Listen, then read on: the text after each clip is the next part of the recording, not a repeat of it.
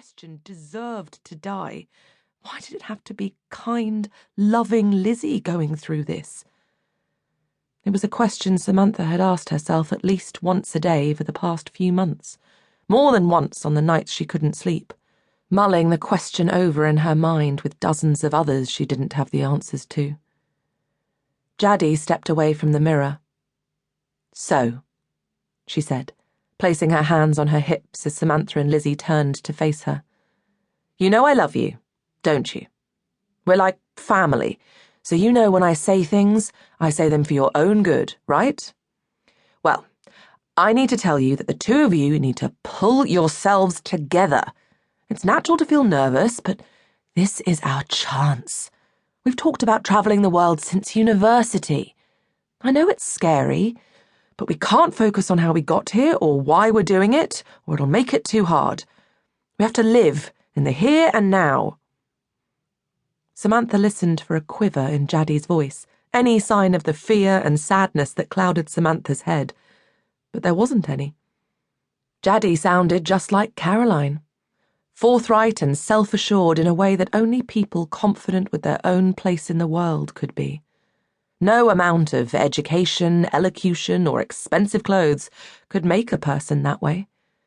It was in the way Jaddi and Lizzie were raised, something middle class that Samantha tried to emulate, but so often failed. She'd seen the looks from her peers at the Home Office. They knew just by looking at her that she was different. The first-class degree, the hours she spent at her desk long after everyone else had made their way to a backstreet pub or home. How she knew parts of the law inside and out. None of it wiped out her upbringing in their eyes. "It was 9 years ago that we first planned this trip," Jaddi continued. 9 years. That's almost a decade. And we're finally doing it. "Easy for you to say," Samantha said. "Having a cameraman tagging along is all well and good when you're tall, thin, and drop-dead gorgeous. I, personally, don't relish the thought of half of Britain seeing my gigantic bottom climbing up a mountain.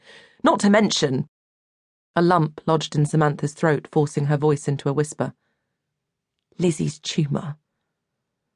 Just then, a woman wearing a headset appeared in the doorway. "We've gone to adverts. 3 minutes and you're on," she said, before disappearing again. "Was she talking to us?" Samantha turned to Lizzie as wasp-like panic swarmed in her stomach. "Who else?" Jaddi grinned. I can't do this, Lizzie. I'm so sorry. I've tried to hold it together. I love you so much, and I've tried to support you through this." Samantha could hear the rupture in her voice, but she couldn't stop now. "You're dying."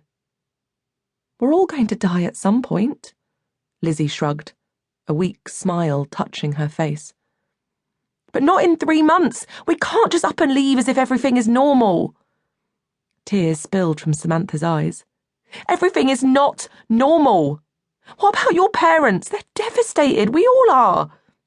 And what if you get ill whilst we're in the middle of nowhere? Then what? We can't go. We just can't." A sob escaped Samantha's mouth. Silence grew between them. Samantha tried to read Lizzie's wide-eyed stare, but all she could see was her own fear reflected back in her friend's face. Then Lizzie's gaze turned to Jaddi, causing frustration to surge inside Samantha. Sometimes, just sometimes, she hated how they both deferred to Jaddi, as if they were still standing in the kitchen of their house share, total strangers on their first day at university. Jaddi had oozed self-assurance. She'd chosen the pubs they'd gone to, the boys they'd spoken to, the clubs they'd joined. Back then it had seemed as if Jaddi had had a magic wand that could alter the course of their destinies. Samantha let the thought go. This wasn't another one of Jaddi's daredevil plans. This trip belonged to all of them.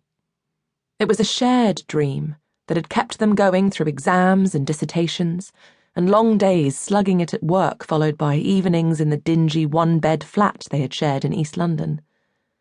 Their reasons for travelling might be different. Jaddi wanted adventure, Lizzie wanted new experiences, and Samantha had wanted to escape. Or she had once.